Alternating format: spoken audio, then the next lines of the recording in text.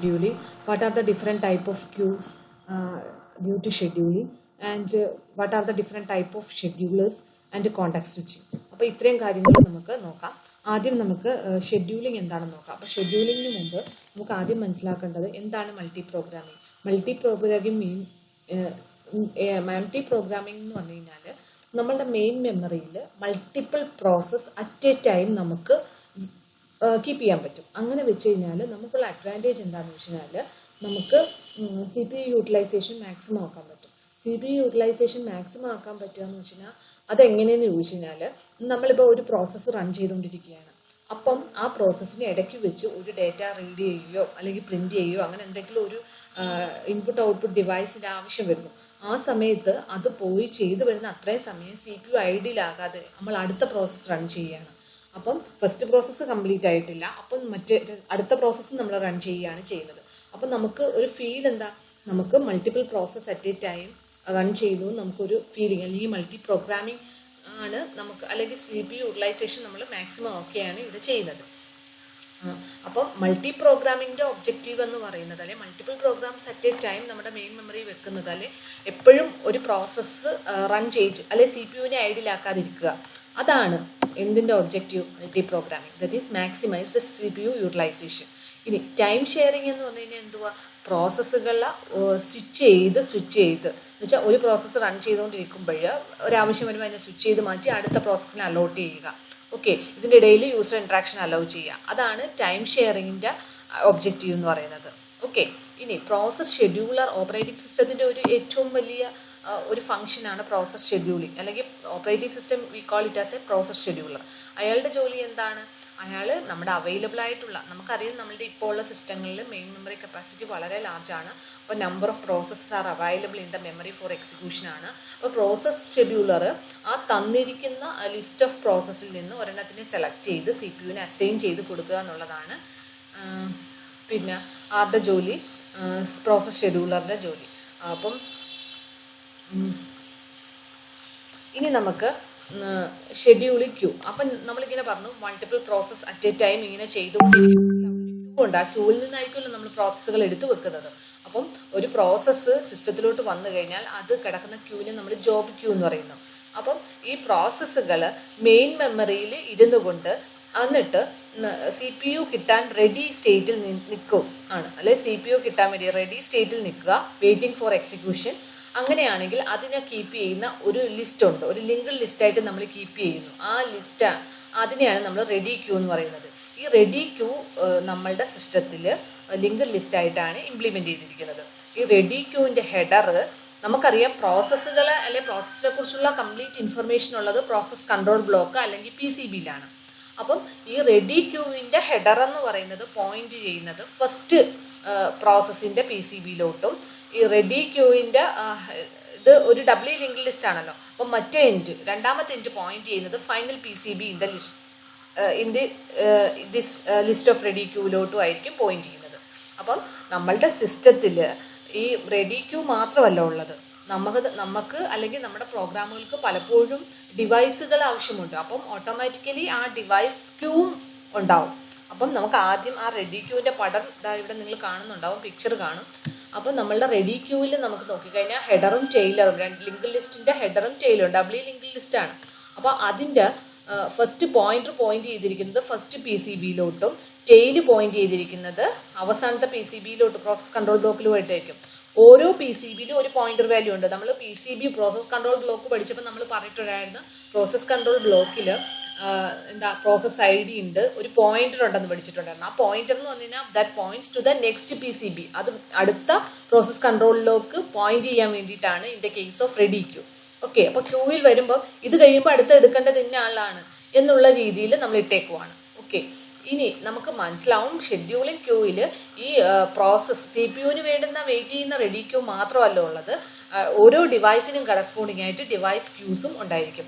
അപ്പോൾ ഇവിടെ നമുക്ക് രണ്ട് മാഗ്നറ്റിക് ടേപ്പ് യൂണിറ്റ് 0ക്ക് വേണ്ടിയിട്ട് ഒരു ക്യൂ, മാഗ്നറ്റിക് ടേപ്പ് യൂണിറ്റ് 1ന് വേണ്ടിയിട്ട് ഒരു ക്യൂ, ഡിസ്കിന് വേണ്ടിയിട്ട് ഒരു ക്യൂ, ടെർമിനൽ യൂണിറ്റ്സിന് വേണ്ടിയിട്ട് വേറൊരു ക്യൂ. അപ്പം നമുക്ക് നമ്പർ ഓഫ് ക്യൂസ്, ആ ഓരോ ക്യൂവിലും പ്രോസസ്സുകൾ വെയിറ്റ് ചെയ്യാണ്. ആ പ്രോസസ്സുകളുടെ കറസ്പോണ്ടിങ് ആണ് ഈ PCB നമുക്ക് ഈ ഫിഗറിൽ കാണിച്ചിരിക്കുന്നത്. ഇനി നമ്മളിപ്പം ഒരു പ്രോസസ്സ് കിടക്കുകയാണ്, റെഡി ക്യൂവിൽ നിൽക്കുകയാണ്. ഓക്കെ, അപ്പം നമ്മളിവിടെ റെഡി ക്യൂവിൽ പ്രോസസ്സുകൾ നിൽക്കുകയാണ്. അപ്പം നമുക്ക് രണ്ട് ടൈപ്പ് ക്യൂ ഉള്ളത്, റെഡി ക്യൂവും ഇൻപുട്ട് ഔട്ട്പുട്ട് ഡിവൈസുകൾക്ക് വേണ്ടിയിട്ടുള്ള ക്യൂ ആണുള്ളത്. അപ്പം റെഡി ക്യൂവിൽ നിന്ന് പ്രോസസ്സുകൾ CPU കിട്ടിക്കഴിഞ്ഞാൽ ഈ പ്രോസസ്സുകൾ once the process is allocated to the CPU and is executing, ഈ സമയത്ത് one of the several events occurs. അപ്പം താഴെ പറയുന്ന ഏതെങ്കിലും ഒരു ഇവന്റ് ഒക്കർ ചെയ്യാം. ഒന്നെന്ന് പറയുന്നത് നമുക്ക് നോക്കാം.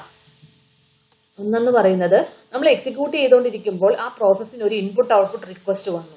അങ്ങനെയാണെങ്കിൽ ആ പ്രോസസ്സ് ഏത് ക്യൂവിലോട്ട് പോവും? ഇൻപുട്ട് ഔട്ട്പുട്ട് ക്യൂവിലോട്ട് പോവും. പിന്നീട് ഇൻപുട്ട് ഔട്ട്പുട്ട് അതിന്റെ ഇൻപുട്ട് സ്വീകരിക്കാനാണോ അല്ലെ ഔട്ട്പുട്ട് പ്രിന്റ് ചെയ്യാനോ ആ ഓപ്പറേഷൻ പെർഫോം ചെയ്തതിനു ശേഷം അത് റെഡി ക്യൂവിലോട്ട് വീണ്ടും വരാം. ഓക്കെ, ഇനി ഈ നമ്മൾ ടൈം ഷെയറിംഗ് സിസ്റ്റം ആണ് മനസ്സിൽ കാണേണ്ടത്. അപ്പോൾ അങ്ങനെയാണ് എങ്കിൽ ഫോർ എക്സാമ്പിൾ എൻ്റെ ഒരു കയ്യിൽ ഇരിക്കുന്ന പ്രോസസ്സിന് 10 മില്ലി സെക്കൻഡ് CPU ടൈം വേണം. അപ്പം ഞാൻ ഒരു എല്ലാവർക്കും ഫെയർ ഷെയർ കൊടുക്കുന്ന ടൈപ്പ് ഒരു ഷെഡ്യൂളിംഗ് ഞാൻ ഇംപ്ലിമെന്റ് ചെയ്തിരിക്കുന്നതെന്ന് വിചാരിക്കുക. അങ്ങനെയാണ് എങ്കിൽ ഫസ്റ്റ് പ്രോസസ്സിന് എല്ലാ പ്രോസസ്സുകൾക്കും 2 മില്ലി സെക്കൻഡ് ആണ് എങ്കിൽ ഒന്നാമത്തെ പ്രോസസ്സ് വന്നു, 2 മില്ലി സെക്കൻഡ് കഴിഞ്ഞാൽ ടൈം സ്ലൈസ് എക്സ്പയർ ആയി കഴിഞ്ഞാൽ, പക്ഷെ അയാൾ കംപ്ലീറ്റ് ചെയ്തിട്ടില്ല, അയാൾക്ക് 10 മില്ലി സെക്കൻഡാണ് വേണ്ടത്.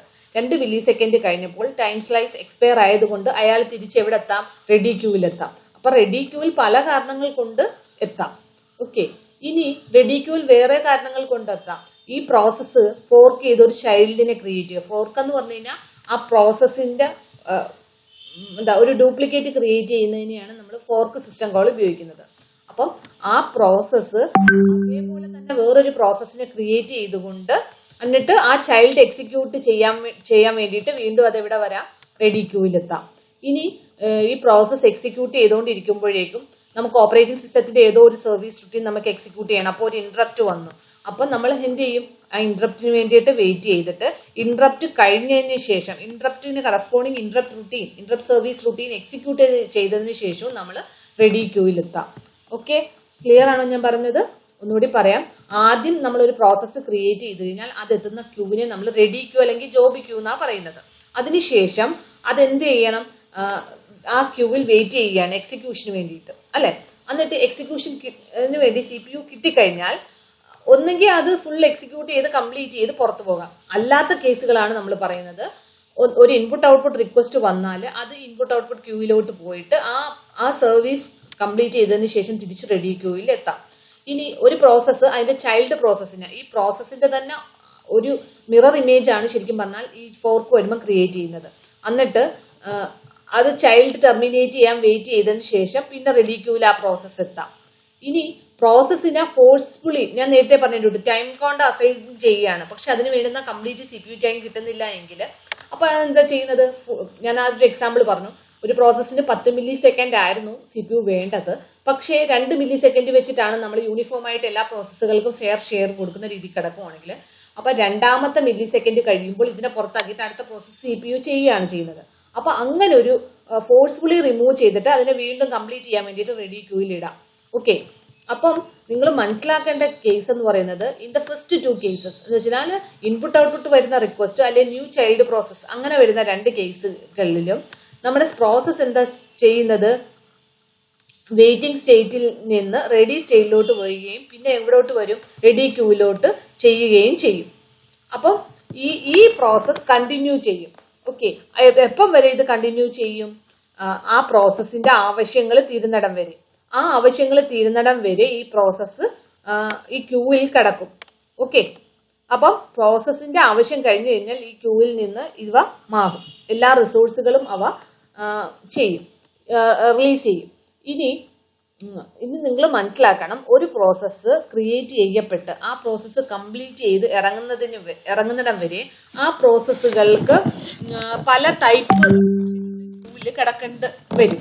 ഈ ഷെഡ്യൂളിംഗ് ക്യൂവിൽ നിന്ന് അപ്രോപ്രിയേറ്റ് ആയിട്ടുള്ള പ്രോസസ്സുകളെ സെലക്ട് ചെയ്യുന്ന ജോലി അല്ലെ ഈ ക്യൂവിൽ നിന്ന് പ്രോസസ്സുകളെ സെലക്ട് ചെയ്യുന്ന ജോലി ചെയ്യുന്നത് ഓപ്പറേറ്റിംഗ് സിസ്റ്റത്തിന്റെ operating system is A scheduler ആണ്, ഓപ്പറേറ്റിംഗ് സിസ്റ്റം ആണ്. ഓക്കെ, അപ്പം ഈ സെലക്ഷൻ അല്ലെങ്കിൽ ഈ അപ്രോപ്രിയേറ്റ് ആയിട്ടുള്ള ഈ ഷെഡ്യൂളിംഗ് നടത്തുന്നത് ഞാൻ പറഞ്ഞു ഷെഡ്യൂളർ അല്ലെങ്കിൽ ഓപ്പറേറ്റിംഗ് സിസ്റ്റം ആണെന്ന് പറയുന്നു. ഈ ഷെഡ്യൂളർ തന്നെ നമുക്ക് പല ടൈപ്പ് ഷെഡ്യൂളേഴ്സ് ഉണ്ട്. അപ്പം നമുക്ക് ആദ്യം 3 ടൈപ്പ് മെയിൻലി ഷെഡ്യൂളേഴ്സ് ഉണ്ട്. ലോങ് ടേം ഷെഡ്യൂളർ അല്ലെങ്കിൽ job scheduler, short term scheduler or CPU scheduler and medium term scheduler. അപ്പോൾ അത് നമുക്കൊരു ഇമ്പോർട്ടൻറ്റ് ക്വസ്റ്റ്യനുമാണ് നമുക്ക് പരീക്ഷയെ സംബന്ധിച്ചും. അപ്പോൾ 3 ടൈപ്പ് ഓഫ് ഷെഡ്യൂളേഴ്സ് ഉണ്ട്.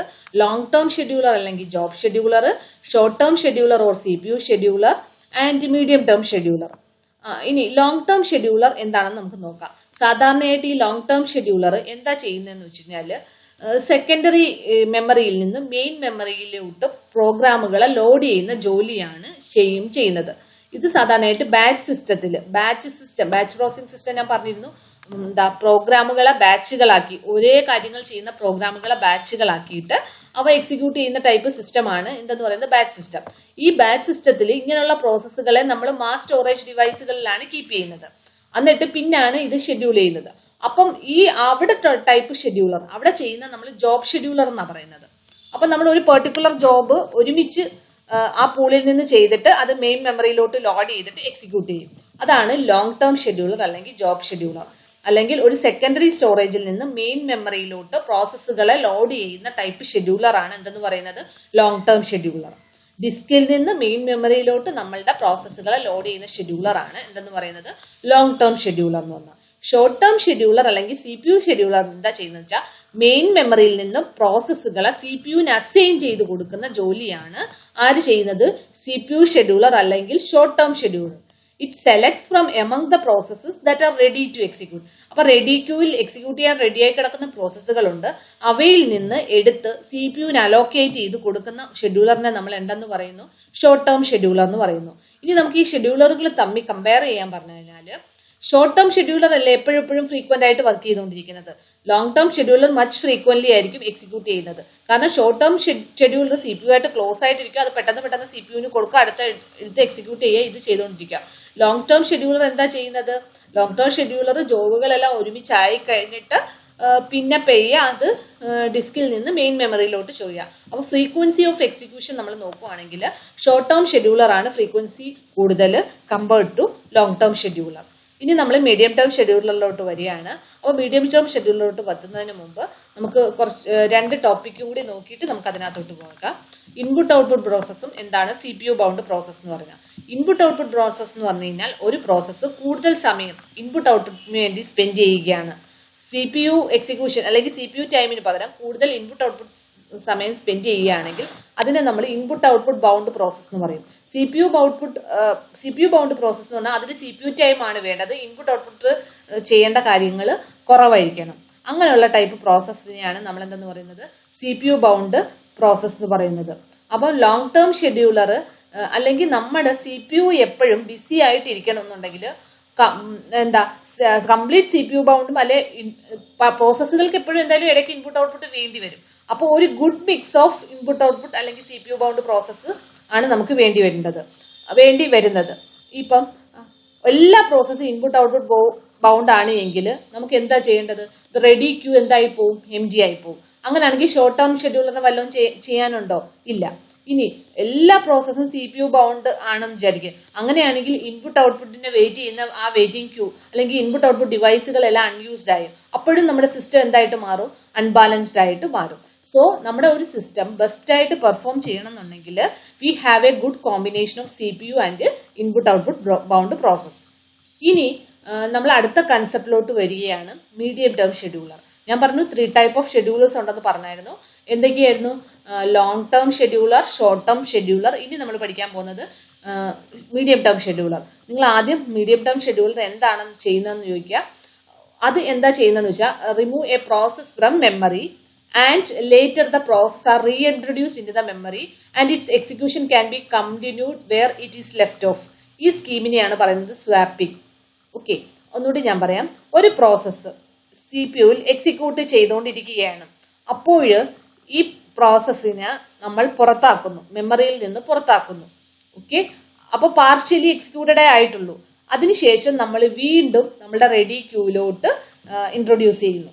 അപ്പൊ ഇങ്ങനെ ചെയ്യുന്ന, അപ്പൊ മെമ്മറിയിൽ നിന്ന് പുറത്താക്കിയിട്ട് അപ്പൊ CPU എക്സിക്യൂട്ട് ചെയ്തുകൊണ്ടിരിക്കുക, CPUവിൽ നിന്ന് പുറത്താക്കുന്നു, ഒപ്പം നമ്മുടെ മെയിൻ മെമ്മറിയിൽ നിന്ന് എടുത്ത് പുറത്താക്കിയിട്ട് പിന്നെ നമ്മൾ അതിനെ വീണ്ടും സ്വാപ്പ് ഇൻ ചെയ്യുന്നു. അപ്പൊ സ്വാപ്പ് ഔട്ട് ചെയ്തു, വീണ്ടും സ്വാപ്പ് ഇൻ ചെയ്യുന്നു. ഇത് swap in and swap out, അത് രണ്ടും കൂടി ചേർന്നാൽ നമുക്ക് കിട്ടുന്ന പ്രോസസ് സ്വാപ്പിംഗ്. അപ്പം ഇങ്ങനത്തെ ഉള്ള ടൈപ്പ് ഷെഡ്യൂളർ ആണ് മീഡിയം ടേം ഷെഡ്യൂളർ. ഓക്കെ, അപ്പോൾ സ്വാപ്പിംഗ് എന്തിനാ നമ്മൾ ചെയ്യുന്നതെന്ന് വെച്ചാൽ നമുക്ക് ഒരു good mix of CPU and input output bound process കിട്ടാൻ വേണ്ടിയിട്ടാണ് നമ്മൾ പലപ്പോഴും ഈ സ്വാപ്പിംഗ് ടെക്നിക്ക് അപ്ലൈ ചെയ്യുന്നത്. നമ്മളിത് പിന്നീട് കാണും. അപ്പം മീഡിയം ടേം ഷെഡ്യൂളർ എന്താ ചെയ്യുന്നത്? ഒരു പ്രോസസ്സിനെ മെമ്മറിയിൽ നിന്ന്, അപ്പം CPU എക്സിക്യൂട്ട് ചെയ്തുകൊണ്ടിരിക്കുന്ന ഒരു പ്രോസസ്സിനെ മെമ്മറിയിൽ നിന്ന് റിമൂവ് ചെയ്തു. അപ്പം മെമ്മറിയിൽ നിന്ന് റിമൂവ് ചെയ്യുന്നതെന്ന് വെച്ചാൽ അത് ഡിസ്കിൽ പോയി, ഡിസ്കിൽ നിന്ന് വീണ്ടും തിരിച്ചത് മെമ്മറിയിലോട്ട് ലോഡ് ചെയ്ത് നമ്മൾ എന്താ ചെയ്യുന്നത്? മെമ്മറിയിലോട്ട് റീഇൻട്രൊഡ്യൂസ് ചെയ്യുക. എന്നിട്ട് നേരത്തെ എവിടെയാണോ നമ്മൾ നിർത്തിയത് അതിന് ബാക്കിയുള്ള ഭാഗം നമ്മൾ എക്സിക്യൂട്ട് ചെയ്യുക. ഇതിനെ നമ്മൾ സ്വാപ്പിംഗ് അല്ലെങ്കിൽ സ്വാപ്പിംഗ് പ്രോസസ് എന്ന് പറയും. സ്വാപ്പ് ഇന്നും സ്വാപ്പ് ഔട്ടും കൂടി ചേർന്നിട്ടാണ് എന്താന്ന് പറയുന്നത്? സ്വാപ്പിംഗ് എന്ന് പറയുന്നത്. അപ്പം സാധാരണയായിട്ട് ഈ സ്വാപ്പിംഗ് സ്കീം നമ്മൾ വിർച്വൽ മെമ്മറി കൺസെപ്റ്റിലാണ് പഠിക്കുന്നത്. അത് നമ്മൾ ഡീറ്റെയിൽഡ് ആയിട്ട് ഇനി വരും. ഫോർ എക്സാമ്പിൾ, ഒരു സിമ്പിളായിട്ട് പറയുകയാണെങ്കിൽ, നമ്മളുടെ മെയിൻ മെമ്മറിയുടെ കപ്പാസിറ്റിനേക്കാളും വലിയ സൈസുള്ള ഒരു പ്രോഗ്രാമാണ് നമ്മളുടെ കയ്യിലിരിക്കുന്നതെങ്കിൽ നമുക്ക് ആ പ്രോഗ്രാമിന്റെ ഒരു പാർട്ട് മാത്രമേ മെയിൻ മെമ്മറിയിലോട്ട് ലോഡ് ചെയ്യാൻ പറ്റത്തുള്ളൂ. സോ നമ്മൾ എന്ത് ചെയ്യും? റെഡി ക്യൂവിൽ ആ പ്രോസസ്സ് വന്നിട്ട് നമ്മൾ അത് എക്സിക്യൂട്ട് ചെയ്തുകൊണ്ടിരുന്നിട്ട് ആ മെമ്മറിയിൽ ആ പ്രോഗ്രാമിന്റെ അല്ലെ പ്രോസസ്സിന്റെ എത്ര ഭാഗമുണ്ടോ അത് എക്സിക്യൂട്ട് ചെയ്ത് കഴിഞ്ഞു കഴിഞ്ഞാൽ ബാക്കി ഡിസ്കിൽ കിടക്കും. അപ്പൊ ഇതിനെ പുറത്താക്കിയിട്ട് വേണം ബാക്കിയുള്ളത് കൊണ്ടുവന്ന് ലോഡ് ചെയ്യാൻ. സോ അങ്ങനെയാണ് ശരിക്കും പറഞ്ഞാൽ ഈ സ്വാപ്പിംഗ് നടക്കുന്നത്. Later the process can be reintroduced in memory. ഇതാണ് നമ്മൾ എന്തെന്ന് പറയുന്നത്? സ്വാപ്പിംഗ്. അപ്പം സ്വാപ്പിംഗിന്റെ ഡയഗ്രാം ഇമ്പോർട്ടന്റ് ആണ്. ഇത് നമ്മൾ നേരത്തെ പഠിച്ച ഡയഗ്രാം തന്നെയാണ്. എക്സ്ട്രാ വരുന്നത് ഈ ഒരു ലൂപ്പിംഗ് മാത്രമാണ്. അപ്പം സ്വാപ്പ് ഔട്ട് ചെയ്യുക, മെമ്മറിയിൽ നിന്ന് പുറത്താക്കുക, വീണ്ടും ലേറ്റർ നമ്മൾ ആ പ്രോസസ്സിന്റെ ബാക്കി റീഇൻട്രൊഡ്യൂസ് ചെയ്ത് റെഡി ക്യൂയിലോട്ട് എത്തുക. ഓക്കെ, കണ്ടിന്യൂ ചെയ്യുക. ഇനി നമ്മൾ കോണ്ടെക്സ്റ്റ് സ്വിച്ച് എന്താണെന്ന് നമുക്ക് നോക്കാം. കോണ്ടെക്സ്റ്റ് സ്വിച്ച് എന്ന് പറഞ്ഞു കഴിഞ്ഞാൽ ഒരു ഇന്ററപ്റ്റ് വന്നാൽ, വെൻ ആൻ ഇന്ററപ്റ്റ് ഒക്കേഴ്സ്, നമ്മുടെ സിസ്റ്റത്തിന് എന്ത് ചെയ്യണം? ആ പ്രോസസ്സിന്റെ കറണ്ട് കോണ്ടെക്സ്റ്റ്, ആ റണ്ണിങ് പ്രോസസ്സിന്റെ കറണ്ട് കോണ്ടെക്സ്റ്റ് സേവ് ചെയ്ത് വെക്കണം. എന്നാൽ മാത്രമേ നമുക്ക് എന്ത് ചെയ്യാൻ പറ്റത്തുള്ളൂ? പിന്നീട് ഇതിന് ചാൻസ് വരുമ്പോൾ അല്ലെങ്കിൽ ഈ ഇന്ററപ്റ്റ് സർവീസ് റൂട്ടീൻ കഴിഞ്ഞു കഴിയുമ്പോൾ നമുക്ക് ഈ പ്രോസസ്സിനെ റെസ്യൂം ചെയ്യാൻ പറ്റത്തുള്ളൂ. അപ്പൊ ആ കോണ്ടെക്സ്റ്റ് ഇൻഫർമേഷൻ നമുക്ക് എവിടെ കീപ്പ് ചെയ്യാൻ പറ്റും? നമ്മൾ പഠിച്ച പ്രോസസ്സുമായിട്ട് റിലേറ്റ് ചെയ്ത പ്രോസസ് കൺട്രോൾ ബ്ലോക്കിൽ നമുക്ക് കീപ്പ് ചെയ്യാൻ പറ്റും. ആ പ്രോസസ് കൺട്രോൾ ബ്ലോക്കിൽ നമ്മൾ എന്തൊക്കെ കാര്യങ്ങൾ കീപ്പ് ചെയ്യും? രജിസ്റ്റർ ഇൻഫർമേഷൻ, പ്രോസസ്സുകളുടെ സ്റ്റേറ്റ്, മെമ്മറി മാനേജ്മെന്റ് ഇൻഫർമേഷൻ, ഇങ്ങനെയുള്ള എല്ലാ കാര്യങ്ങളും നമുക്ക് കീപ്പ് ചെയ്യാൻ പറ്റും. അപ്പം കോണ്ടെക്സ്റ്റ് സ്വിച്ച് എന്ന് പറഞ്ഞു കഴിഞ്ഞാൽ process of storing and restoring the state of A process so that the execution can be resumed from the same point at a later time. Okay, അപ്പം this enables, ഇതുകൊണ്ടുള്ള അഡ്വാൻറ്റേജ് എന്താ? നമുക്കൊരു single CPU multiple പ്രോസസ്സുകൾക്ക് share ചെയ്യാൻ പറ്റും, അല്ലെങ്കിൽ multi tasking നമുക്ക് enable ചെയ്യാൻ പറ്റും. അപ്പം നമ്മളൊരു പ്രോസസ്സ് എക്സിക്യൂട്ട് ചെയ്തുകൊണ്ടിരിക്കുക, CPU ഐഡിൽ ആവാതിരിക്കാൻ ഇന്ററപ്റ്റ് വരുമ്പോൾ നമ്മൾ ആ പ്രോസസ്സിന്റെ എല്ലാ സ്റ്റേറ്റ് ഇൻഫർമേഷനും കീപ്പ് ചെയ്തിട്ട് പിന്നീട് അവ റീസ്റ്റോർ ചെയ്യുന്നതിനെയാണ് നമ്മൾ എന്തെന്ന് പറയുന്നത്? കോണ്ടെക്സ്റ്റ് സ്വിച്ചിങ് എന്ന് പറയുന്നത്. അപ്പം ഒരു കോണ്ടെക്സ്റ്റ് സ്വിച്ച് സംഭവിക്കുന്ന സമയത്ത് നമ്മൾ എന്ത് ചെയ്യണം? നമ്മൾ എക്സിക്യൂട്ട് ചെയ്തുകൊണ്ടിരിക്കുന്ന ഓൾഡ് പ്രോസസ്സിന്റെ കോണ്ടെക്സ്റ്റ് സേവ് ചെയ്യുക. എവിടെ? PCBയിൽ. എന്നിട്ട് പുതിയ പ്രോസസ്സിനെ വീണ്ടും നമ്മൾ ലോഡ് ചെയ്യുക, അല്ലെ? അപ്പൊ ഇങ്ങനെ കോണ്ടെക്സ്റ്റ് സ്വിച്ചിങ് എന്ന് പറയുന്നത് ഭയങ്കര ഓവർ ഹെഡ് ആണ്. കാരണം അത്രയും സമയം നമ്മുടെ സിസ്റ്റം യൂസ്ഫുൾ ആയിട്ടുള്ള വർക്കുകളൊന്നും ചെയ്യുന്നില്ല. അതുപോലെ തന്നെ ഈ കോണ്ടെക്സ്റ്റ് സ്വിച്ചിങ്ങിന്റെ സ്പീഡ് നമ്മൾ നോക്കിക്കഴിഞ്ഞാൽ ഓരോ മെഷീന്റെയും അതിന്റെ കമ്പണൻസ് അനുസരിച്ച്, അതിന്റെ CPU അല്ലെങ്കിൽ മെമ്മറി, അങ്ങനെയുള്ള രജിസ്റ്റേഴ്സ്, ഇതിനെ അനുസരിച്ചിട്ട് ഈ കോണ്ടെക്സ്റ്റ് സ്വിച്ചിങ് ഹാർഡ്വെയർ ഡിപ്പെൻഡന്റ് ആണെന്ന് മനസ്സിലാക്കുക. ഓക്കെ, അപ്പം കോണ്ടെക്സ്റ്റ് സ്വിച്ചിങ് എന്താണെന്ന് മനസ്സിലായെന്ന് ഞാൻ വിചാരിക്കുന്നു. അപ്പം ഇന്ന് നിങ്ങൾ ഈ വീഡിയോ കണ്ട് നോട്ട് പ്രിപ്പയർ ചെയ്യുക. ഓക്കെ.